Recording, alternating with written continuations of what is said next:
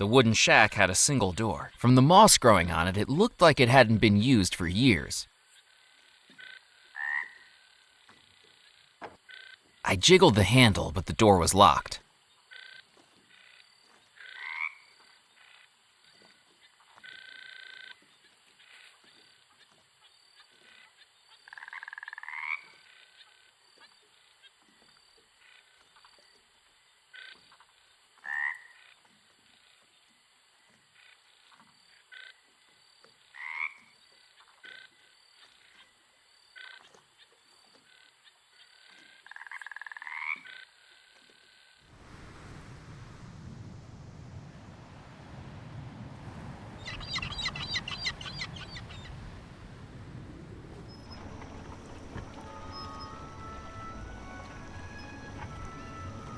It was a ramshackle chicken coop with infrequent clucks emanating from within.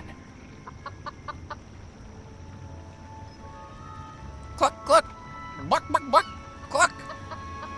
I tried to persuade the chicken to come outside, but clearly I was out of cluck.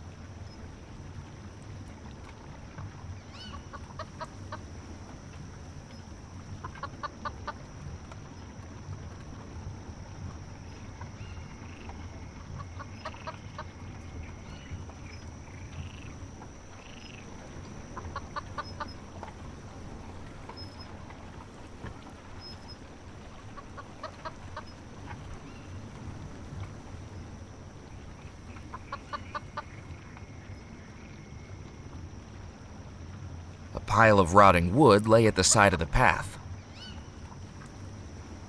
The wood was old and rotting. It wasn't going to be of any use. And who knew what critters might have made their homes inside the pile? The mill incorporated a wooden water wheel that turned in the current of the water channel, presumably driving some kind of gear inside. Despite its obvious age, the water wheel was still turning. I couldn't get near it, and that was probably a good thing if I didn't want to get dragged under by the current.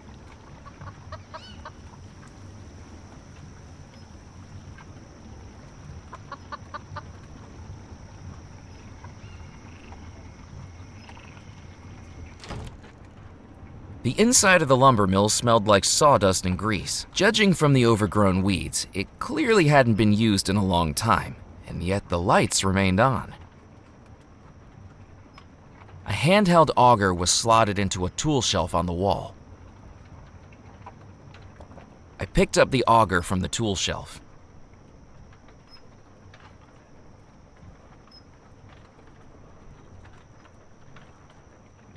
In the middle of the room was a large sawmill.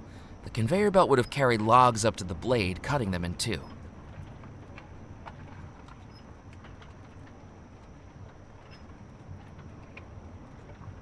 I looked over the machine, but I couldn't find a way to turn it on, if it even still worked. Despite the age of the mill, the buzzsaw still looked sharp and scary. I didn't want to touch it. I hadn't seen something with that many scary-looking teeth since Old Lady Malloy's German Shepherd got loose on my 10th birthday. A series of hatches ran along the back wall of the mill. On the wall hung old saw blades, undisturbed since the mill was last in operation.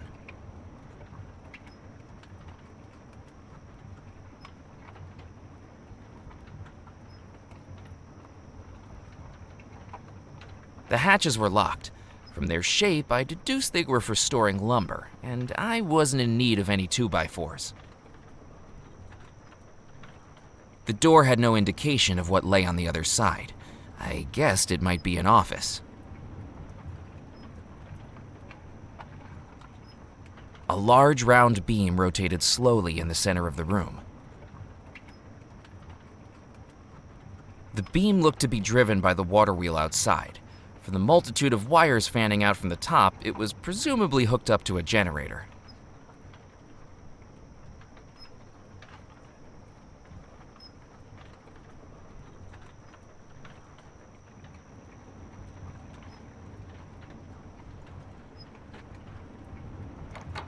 I tried the door, but it was locked.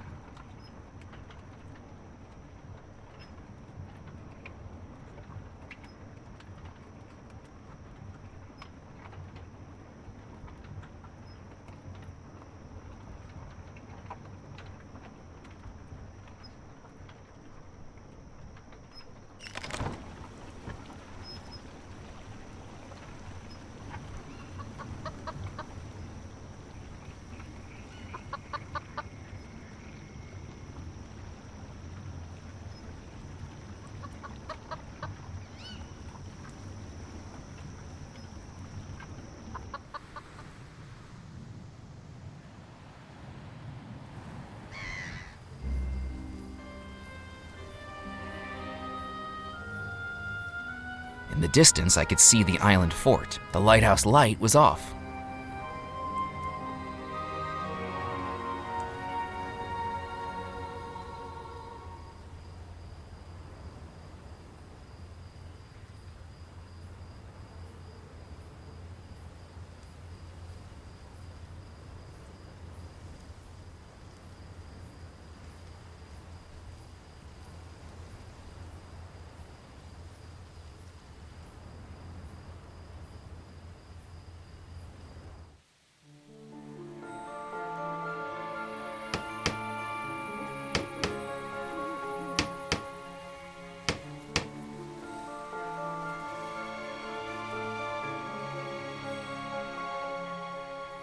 A scruffy-looking man was working away within the remnants of a shack. He looked like the kind of guy who would pass for a scarecrow if he stood still long enough. A rusty tin can sat on the ground. Its label read, "Bloom's Canned Beef, family-sized." Appetizing. A small pair of handheld bellows lay close to the stove on hand to stoke it. An antique stove burned quietly in the corner of the tumble-down shack.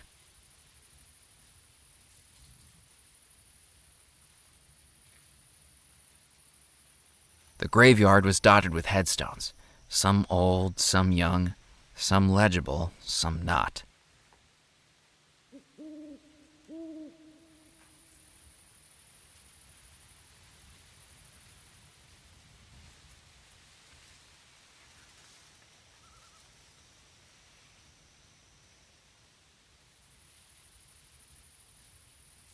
I scanned the headstones for anything of note, but didn't know what I was searching for.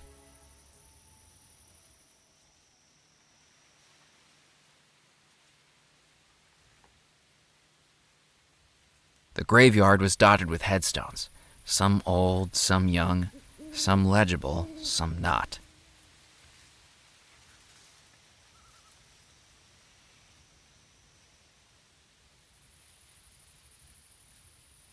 I scanned the headstones for anything of note, but didn't know what I was searching for.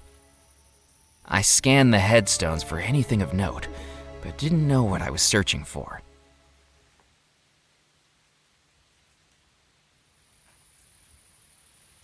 Embedded into the stony hillside was a large, intricately carved crypt with a decorative geometric pattern on its stone doors. I couldn't see any way to open the crypt door. Not a doorknob, not a keyhole. Whoever sealed this up intended to seal it up for good.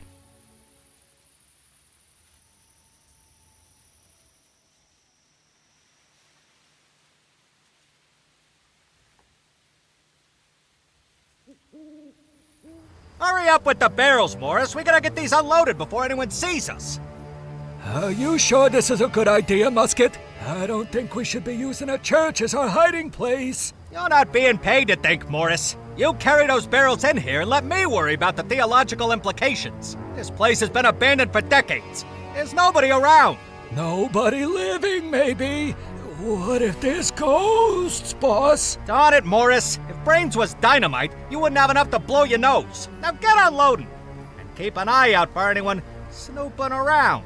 What if someone catches us? If anyone asks, we're the new clergy. We tell them these barrels are full of communion wine. I thought we was rum runners, not wine runners, boss. Communion rum, then.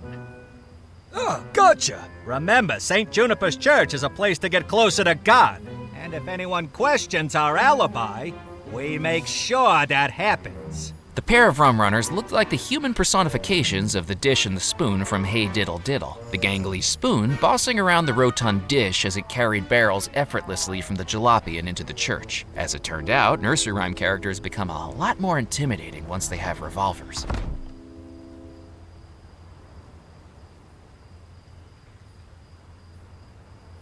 The window looked into the church, if you could see through the decades of dust and grime.